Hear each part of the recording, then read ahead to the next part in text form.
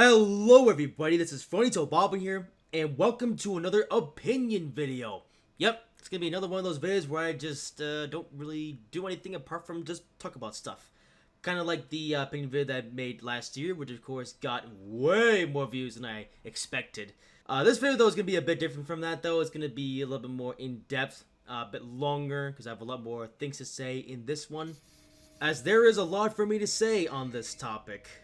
So this is a topic that I've had in my thoughts for a while, and I think it's a really interesting topic, so I figured why not put my thoughts into video form and just talk freely on the internet about my thoughts on this particular topic. So for this video, I've written a script. This was originally just going to be some notes that I was going to write down in Notepad. But as I was writing these notes, I was rather descriptive, so I figured let's just write out a full-blown script. And this is probably for the best, so this way I can be as quick and concise as possible, while also not leaving out any vital information that I have to talk about with this topic. So here is why I think that train simulation just got a whole lot more interesting. Train simulators have been around for a very long time now, and there are several developers who have made various different train simulation games that people like you and me can just pick up and play. However, for the longest time, the two biggest developers in this field have been Dovetail Games and N3V Games. They've both been around for a long time and are very well known in the train simulator space. To understand how we've gotten to the point where we're at now, we need to understand the history behind these two developers. So let's start off with Dovetail Games because they have the more interesting history, in my opinion. Dovetail Games can trace the roots all the way back to Microsoft Train Simulator, developed by Kuju Entertainment. Microsoft Train Simulator is a vehicle simulation game where you can drive real trains in a real-world environment. Keep this in mind for later. However, you can also make your own activities and even your own routes. You can even make your own trains and assets for the game if you know how to use the right tools. There was a lot to do in this game, which made it very successful. So successful that there were plans for a sequel, but as we know, that sequel never came to be. Kuju Entertainment then went on to develop Rail Simulator, which in a sense was an MSTS sequel anyway. This game was a lot like MSTS, but with massively better graphics and improved route editor. Afterwards, Kuju disbanded the Rail Simulator dev team and turned its attention to its next project. However, this game wasn't over just yet, as a new company was created called Rail Simulator Development Ltd. This company was made up of some of the main members from the original development team of Rail Simulator, and would later be renamed to RailSimulator.com Ltd. That's where the abbreviation RSC comes from for their development folder in the assets folder of the game. Their first release was Railworks, and at this point they were really starting to take the idea of a vehicle simulation about trains to the next level. Railworks would officially become the main backbone of Dovetail Games Train Simulator as we know it going forward, and every year after this they would change the game title, branding it as a new game release as a marketing gimmick, even though it was just the same game with some updates. They first came out with Railworks 2, then Railworks 3, which was also known as Train Simulator 2012, and then they just renamed it to Train Simulator with the next year number in the name. This started with Train Simulator 2013, then came Train Simulator 2014, 15, 16, 17, and so on, until recently when they finally dropped the year number and just called it Train Simulator Classic. Although it looks like they'll still be doing the yearly base content change and other small updates. It was also around the release of Train Simulator 2014 that they changed their company name to Dovetail Games. However, not long after the first ever Railworks dropped, they started to assume the business model that we know and complain about today. They would release as much DLC as they possibly could to make the most amount of profits. This meant deadlines were a thing, which meant releasing content even if it had some bugs, as well as rushing out content to get it out the door as quickly as possible, or putting in as little effort as they could. They would also primarily focus on US, British, and German content, as those are the three countries with the biggest railfan community. And of course, the aforementioned yearly game title change. However, despite the complaints, this business model was working well, so well that they decided to take it a step further. I can imagine they had a meeting that started out something like this. What if we made a train simulator that has even better graphics, is available on consoles, and has the potential for new features like multiplayer and other stuff? Well, the answer was Train Sim World, an all-new game built on the Unreal Engine 4. At first there was some promise and it had the potential to be something really great, but immediately there was a problem. there was barely anything to do in the game. You could drive a train from A to B, and that's about it. There was an all-new 24-hour timetable mode where you can pick a service to drive and choose the weather conditions. But as far as content creation tools, there were none. Even back in Train Simulator, you could make your own routes and consists, and externally you could make your own assets and trains if you knew how to use the right programs. With Train Sim World, you can't even do that. The lack of a multiplayer feature didn't help matters either, especially since they teased it in that big reveal video that they did in 2016. Regardless, we were all excited about Train Sim World and just hoped that these features would be added later. This was still a next generation train simulator, and it looked like it was going to take the idea of a vehicle simulation about trains even further. Not long after, a few more add-ons were released, and so were the console versions of Train Sim World. A couple years later, Train Sim World 2 came along. Here they seem to be taking steps in the right direction and acknowledge the lack of creative tools from the first Train Sim World game. This game introduced a built-in paint scheme editor and a custom scenario maker. It also introduced high-speed trains and subway lines into Train Sim World, two types of routes that we didn't get in the first game. Although they haven't made a subway line since for some reason. However, there were still two glaring omissions, Route Builder and multiplayer. Still, it looked like Dovetail were really getting good with developing content for Train Sim World now, and there was some hope for the future. The following year they introduced Rush Hour, and the year after that they introduced Steam engines. The content was getting better, and there was more new stuff being added.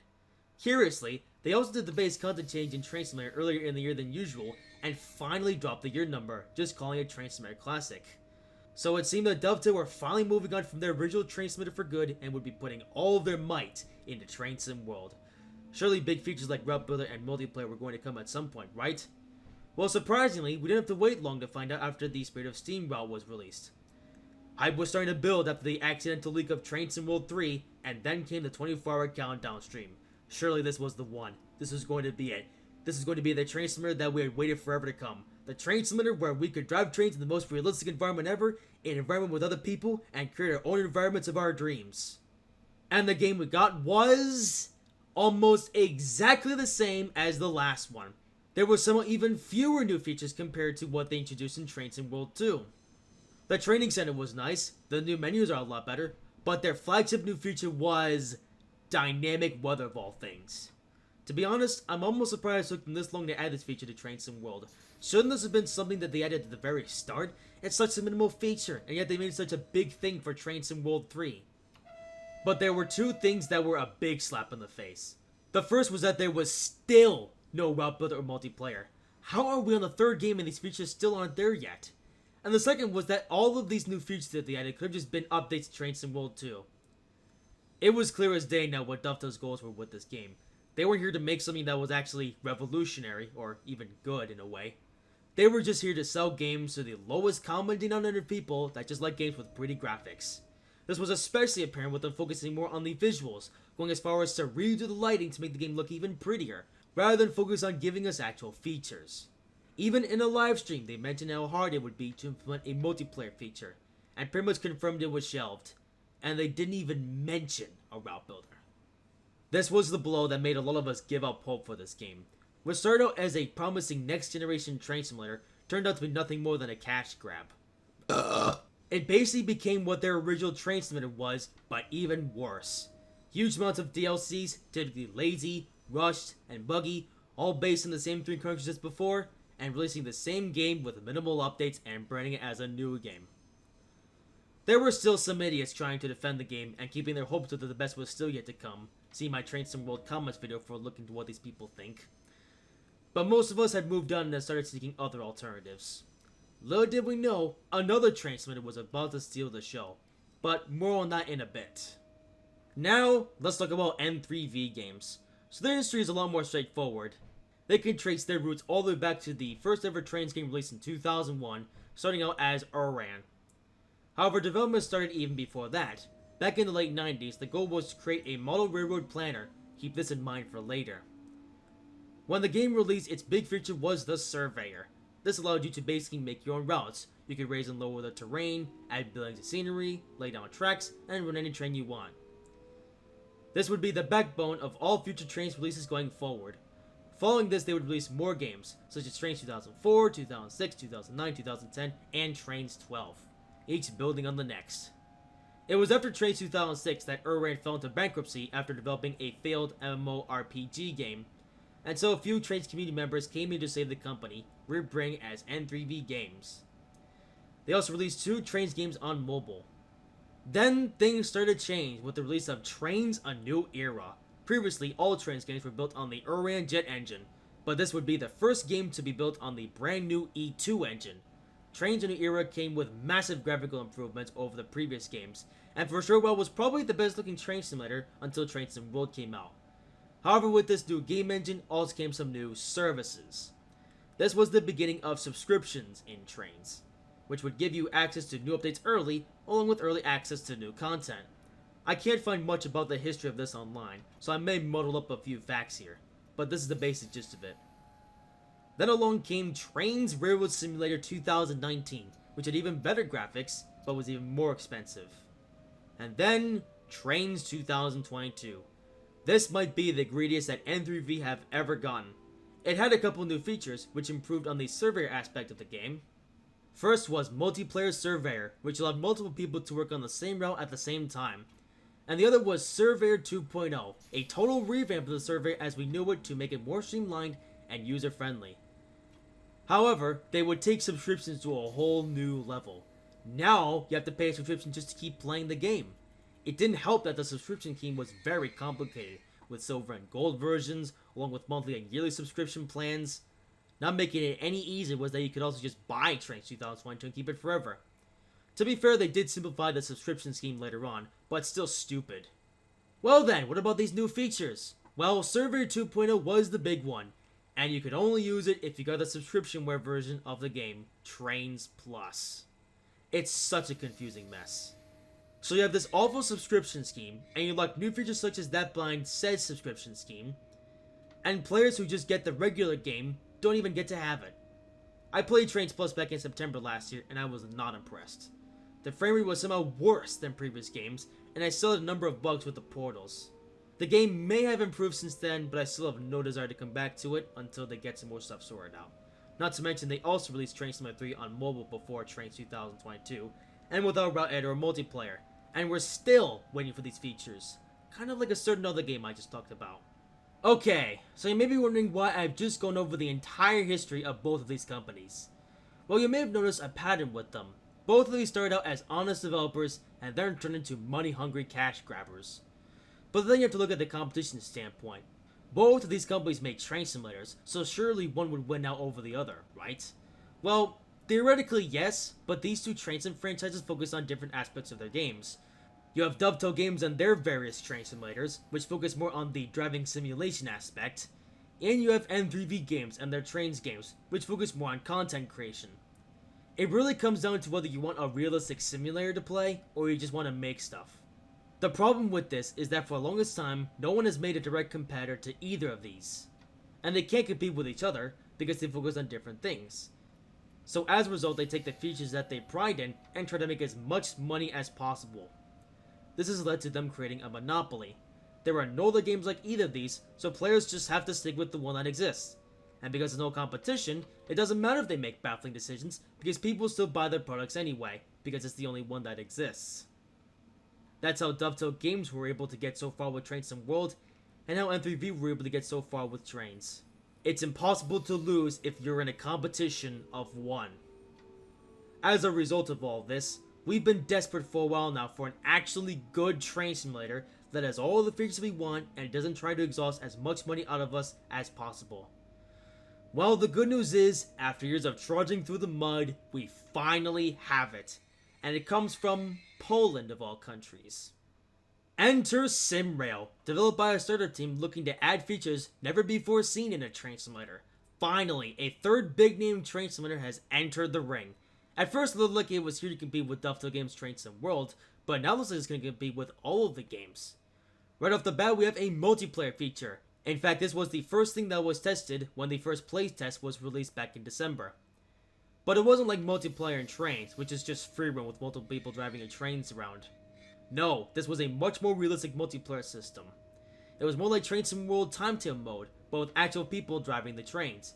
And on top of all that, Dispatcher mode. This was a game-changing feature. Now you also had real people sending trains through junctions and deciding which track they should take. They took all the right steps with the launch of this game too, allowing players to really get a feel of the game and send feedback where necessary. And response to devs were releasing updates fast, trying to fix up as much as possible before the first public release went out. And when said public release came, it was at a reasonable price too, as opposed to the games it's competing against, which are continuously getting more expensive. Since then, they've released more free updates, along with adding more dispatching posts, some more rolling stock, and fixing bugs. Already it's done even better on the vehicle simulation aspect than Train Sim World, and there is still more to come. For one, there will be console versions released in the future, so it will be in direct competition with Train Sim World there. And the biggest upcoming feature is the editing tools. As we know, the Train series of games is popular for its editing tools. Well, SimWorld is going to have those too, featuring a scenario editor, a train editor, and a route editor. In due time, they'll be releasing a software development kit for the Unity editor that will allow us to create the trains and routes of our dreams. I cannot tell you how excited I am for these tools to drop. So, with all of that in mind, the future of Train Simulators just got a whole lot more interesting. For years, we've had to put up with baffling decisions that are customer unfriendly and were more about making money than anything. Now that SimRail has arrived, it changes the game completely. Dovetail and N3V can't just do whatever they want anymore. They have to make sure they keep their customer base, because if they don't, those customers can just go over to SimRail. Now, we've talked about the past, we've talked about the present, so let's talk about the future. Here is what I think is going to happen in the train simulation space going forward. Let's start with Dovetail Games. There are two possibilities I see happening. The first is that Dovetail will do nothing in response and keep on with business as usual. As the amount of content for SimRail grows, more and more people will flock over to that, and less people will buy new content for Train Sim World. As a result, Dovetail will basically just make no money and go bankrupt. On a brighter side, they were just recently bought by Focus Entertainment, so if they do go bankrupt, then Focus can just disband the team and have them work on other projects.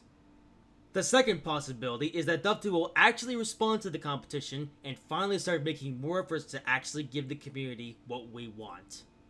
Hopefully this means features like Route Builder and Multiplayer will finally be added, along with longer routes and content that has more time and effort put into it. Maybe they can use some money from Focus Entertainment to regain an advantage. Same pretty much goes for N3V. There's a chance that they will not respond to the growing competition and risk going bankrupt.